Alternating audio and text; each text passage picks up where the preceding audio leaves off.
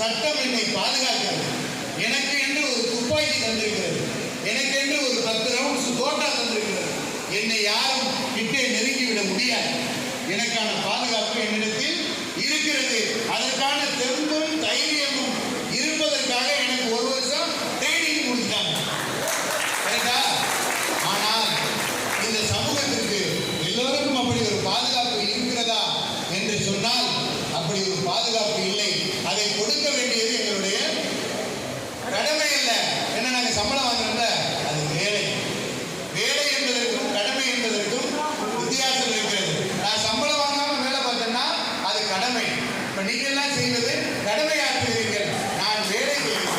வேலைக்கும் கடமை இதுதான் யதார்த்தமான உண்மை. உங்களோடு அதீத நேரம் அளவலாக வேண்டும் என்பது என்னுடைய அவா.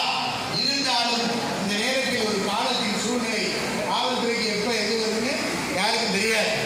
இன்னைக்கு நிறைய பேர் சொல்றாங்க காவல்துறைக்கு ஒரு கெட்ட காலம் இருக்கு, நிறைய இடங்கள்ல வஞ்சிக்கிறாங்க, நிறைய இடத்துல நிந்திக்கிறாங்க அப்படின்னு சொன்னாங்க. அதெல்லாம் ஒன்றும் கிடையாது. காவல்துறை ஒருபோதும் கலங்கக்கூடாது. இந்த இருக்க காவலர்கள் எல்லாத்தையும் நான் சொல்றதுதான், நீ ஒருபோதும் கலங்காது. உன்னை கலங்கப்படுத்த நினைப்பவர்கள் எல்லாம் சமூக விரோதிகள். ஏனென்று சொன்னால் நீ கலங்கிவிட்டால் மக்கள் பாதுகாப்பற்று நிற்பார்கள், சமூக விரோதிகள் மேலோங்கி விடுவார்கள். ஆகவே அந்த சமூக விரோதிகள் தான் உங்களை கலங்கடிப்பார்கள். நீங்கள் கலங்கிவிடக் கூடாது.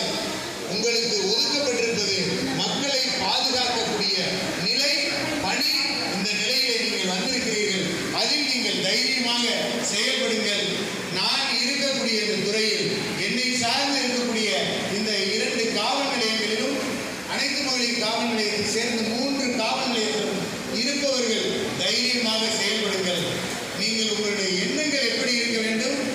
பணத்திற்காகவோ வேறு ஏதேனும் ஒரு நோக்கத்திற்காகவோ இருக்கக்கூடாது. அப்படி இல்லாமல் பொது சிந்தனையோடு நீங்கள் செயல்படுகிற பட்சத்தில் உங்கள் பின்னால் நிச்சயமாக நான் இருப்பேன். தைரியமாக செயல்படுங்கள் என்று சொல்லியிருக்கிறேன். ஆகவே நீங்கள் எல்லோரும் இங்கே குழுமி இருக்கிறீர்கள். எனக்கு கூட சொல்லியிருக்காங்க மக்கள் பாதுகாப்பும் சமூக சேவையும் அப்படின்னு. அதுக்கு விளக்கம் சொல்லிட்டேன்.